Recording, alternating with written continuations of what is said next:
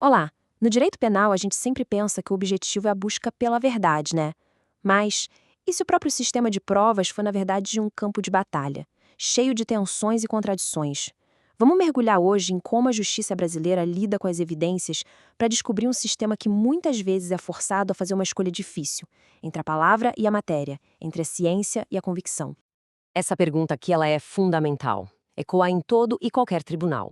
De um lado da balança, a gente tem a prova física, sabe? Aquele vestígio concreto de um crime. Do outro, a palavra humana, confissões, testemunhos, reconhecimentos. O sistema legal tenta o tempo todo equilibrar esses dois pratos. Mas como a gente vai ver, essa balança raramente fica estável.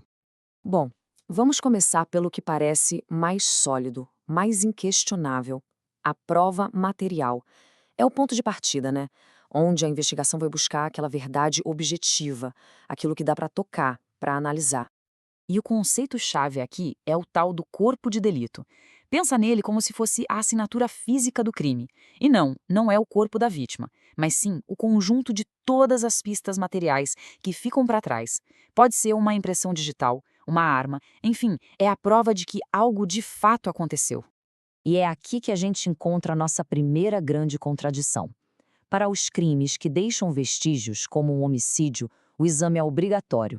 E a regra é fascinante: nem mesmo a confissão do acusado pode substituir a prova material. A lei está dizendo basicamente, com todas as letras, que a verdade das coisas é mais confiável que a palavra de uma pessoa. Agora, vamos virar a moeda. Se a prova material é tão soberana assim, qual é então o lugar da palavra humana? Pois é, aqui o terreno começa a ficar bem mais instável, bem mais complexo. Pela intuição, a gente diria que sim, né? Se a pessoa confessou o crime, o que mais tem para discutir? Parece o fim da linha. Mas, no processo penal, a resposta é um sonoro não necessariamente. A lei trata a confissão com todo cuidado. Ela precisa ser livre, sem coação, claro. Mas o ponto crucial aqui é o último item da lista. Ela é retratável. A qualquer momento do processo, a pessoa pode simplesmente voltar atrás e dizer: não fui eu. Isso mostra a fragilidade que existe na palavra. Ela pode mudar, ela pode ser retirada. E aqui vem o veredito final sobre o assunto. O STJ, que é um dos tribunais mais altos do país, deixa bem claro: a palavra, sozinha, não basta para condenar. Uma confissão precisa estar ancorada em outras provas, de preferência naquelas provas materiais que a gente viu antes. A desconfiança do sistema em relação à palavra é, portanto, explícita. Então tá. Se a prova material é a rainha da evidência, é só encontrar a prova e levar para o juiz, certo? Errado. Existe um fio que é invisível, mas é absolutamente fundamental, que conecta o vestígio lá da cena do crime até a mesa do tribunal. Esse fio se chama cadeia de custódia. É basicamente um protocolo super rigoroso para garantir que a prova coletada na cena do crime é exatamente a mesma que vai ser analisada e apresentada no julgamento, sem nenhuma alteração ou contaminação.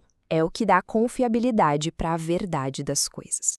Essa imagem ilustra a ideia perfeitamente. A cadeia de custódia é como se fosse uma redoma de vidro protegendo a prova. Cada pessoa que toca no vestígio, cada lugar por onde ele passa, tudo, absolutamente tudo, precisa ser documentado. É tipo a biografia da prova. O processo todo é muito meticuloso, passando por todas essas etapas aí. Qualquer falha em qualquer um desses passos pode comprometer a integridade da evidência, ou seja, pode quebrar aquele fio que conecta a prova à sua origem. E essa é a pergunta de $1 milhão. Se o procedimento que garante a validade da prova material falha, o que acontece com ela? A lógica diria que ela se torna inútil, né? Mas a resposta do sistema é bem contraditória. E aqui está, talvez, o auge da contradição. O próprio sistema judicial não concorda sobre como lidar com uma prova material que foi contaminada, digamos. Uma parte dos juristas diz que a prova se torna ilícita e tem que ser jogada fora. Mas o STJ adota outra visão. A prova continua válida, só que perde força. O juiz pode usar, mas com um pé atrás. Então, aquela verdade das coisas que parecia tão sólida pode se tornar relativa dependendo da interpretação da lei. Mas a prova material ainda enfrenta um último desafio.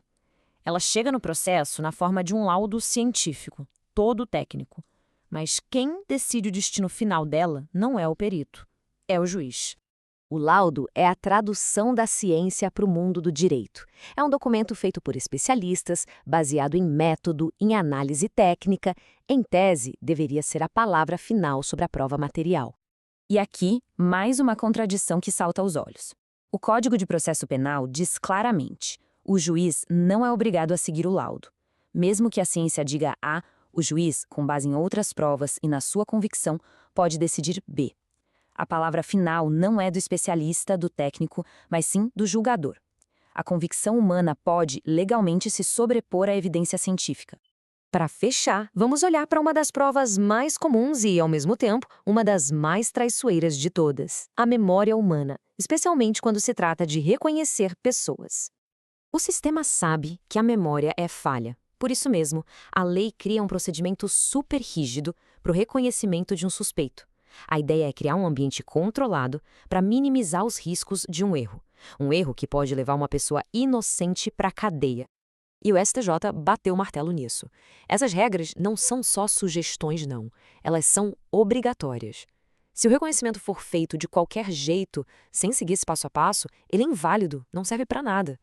Isso mostra a profunda desconfiança que o sistema legal tem na memória humana quando ela não é guiada por um método rigoroso. No final das contas, o que a gente percebe é algo fascinante. O sistema de provas penais não é uma máquina de descobrir a verdade absoluta e infalível. É, na verdade, um mecanismo sofisticado para gerenciar incertezas e contradições. Ele fica ali, pesando a matéria contra a palavra, a ciência contra a convicção, a memória contra o procedimento, tudo isso em busca de uma decisão que seja considerada justa dentro das regras do jogo. E isso nos deixa com uma reflexão final. O sistema foi desenhado para administrar o conflito, certo? Mas e o que acontece quando o próprio sistema entra em conflito consigo mesmo, como a gente viu no caso da quebra da cadeia de custódia? A pergunta que fica no ar é: se as regras para encontrar a verdade são elas mesmas contraditórias, quem ou o que garante que a justiça será realmente feita?